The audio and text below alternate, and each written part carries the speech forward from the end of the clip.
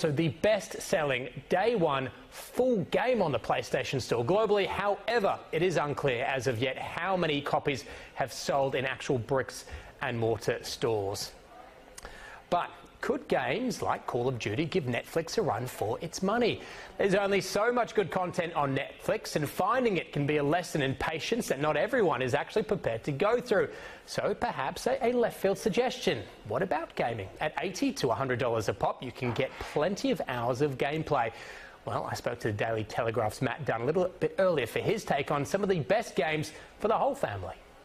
All right, Matt, I love this. The idea of people should be considering video games as an alternative to Netflix. Tell us why. Yeah, well, Netflix, you sort of get bored on it. There's only so much you can watch. And video games, they seem expensive, but when you sort of get ones these days, they offer 30, 40 hours playability. And when you're paying $80, $90 and you break that down for the time you get out of it, it's actually not too bad. And a lot of games these days are very cinematic. They're made in 4K.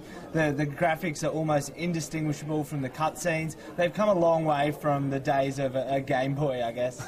You mentioned, lots of, sometimes too much choice on Netflix. There's a lot of video games out there. So, I mean, what would you suggest might be some ideas, video game-wise, to combat Netflix? Yeah, well, I guess it just sort of, you got to find what you're into. There's sports games, there's strategy and things like that. I tend to be drawn, I guess, more towards shooters and things like that are a bit of fun. The one I've been playing a lot of is Detroit Become Human. So that is essentially a pick-your-own adventure game. So it's set in Detroit in 2038, and it's sort of a future that you can believe. It's androids have become sentient, and you sort of pick whether you turn against the humans or whether you stay with the humans. And each decision you make will change the story. So you can play, it's 10 hours to play through once, but there's 30 hours of options and alternate endings and everything like that.